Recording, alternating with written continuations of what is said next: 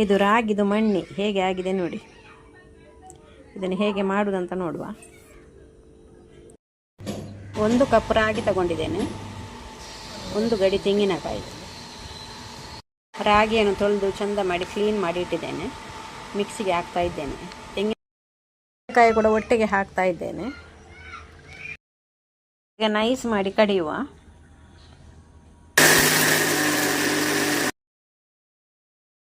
ಕಡ್ದಾಯಿತು, ಈಗ ಗಾಳಿಸುವ. ಇದನ್ನು ಇನ್ನೊಮ್ಮೆ ಕಡಿಯುವ.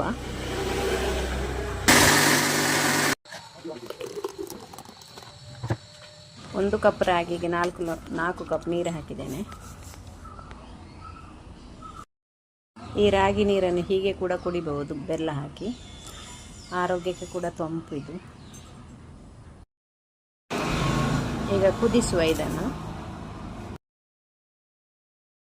1 ಕಪ್ ಬೆಲ್ಲ ಹಾಕ್ತಾ ಇದ್ದೇನೆ.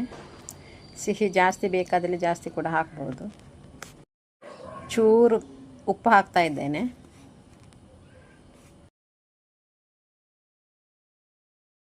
ಇದು ಬೇಗ ಕೂಡ ಆಗ್ತದೆ, ಚೆನ್ನಾಗಿ ಕುದಿ ಬರಬೇಕು. ನೋಡಿ, ಈಗಲೇ ಗಟ್ಟಿ ಆಗ್ತಾ ಬಂತು. 1 ಚಮಚ ಏಲಕ್ಕಿ ಪುಡಿ ಹಾಕ್ತಾ ಇದ್ದೇನೆ. ಗ್ಯಾಸ್ ಸಿಮ್ಮಲ್ಲಿ ಇಡಬೇಕು, ತಳ ಹಿಡಿತದೆ ಇಲ್ಲದಿದ್ದರೆ. ಇದು ಆರೋಗ್ಯಕ್ಕೆ ಕೂಡ ತುಂಬ ತಂಪು.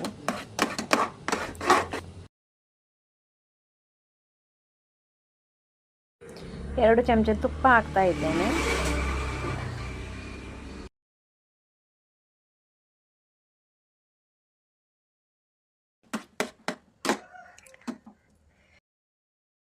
ತೆಂಗಿನಕಾಯಿ ಹಾಕದೆ ಕೂಡ ಮಾಡ್ಬೋದು.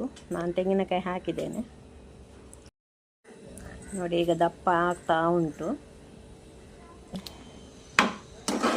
ರೆಡಿ ಆಯಿತು. ಇದು ಗ್ಯಾಸ್ ಬಂದ್ ಮಾಡುವ.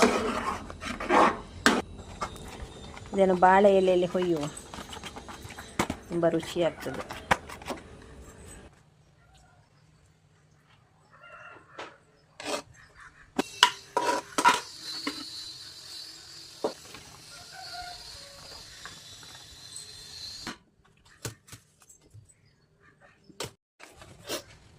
ಚೆನ್ನಾಗಾಗಿದೆ. ಈಗ ಕಟ್ ಮಾಡುವ. ಎಷ್ಟು ಚಂದ ಬಂದಿದೆ ನೋಡಿ.